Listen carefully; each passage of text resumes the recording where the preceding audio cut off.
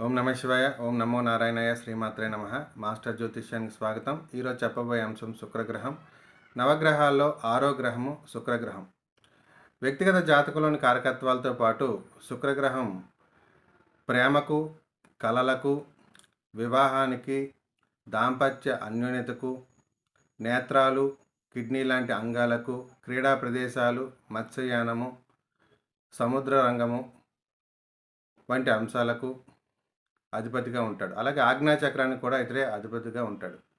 ఎవరికైతే శుక్రుడు బలహీనంగా లేదా వ్యతిరేకంగా ఉంటాడో అటువంటి వాళ్ళకి ప్రేమ సంబంధిత సమస్యలు, వివాహంలో సమస్యలు, దాంపత్యంలో అన్యోన్యత లేకుండా ఉండటము, అలాగే జీవితంలో పొందాల్సిన సౌఖ్యాలు పొందలేకుండా ఉండటము, విపరీతమైన కోపము ఇవన్నీ ఏర్పడుతూ ఉంటాయి. కొంతమంది విషయంలో కిడ్నీ వ్యాధులు, నేత్ర వ్యాధులు కూడా ఉంటాయి.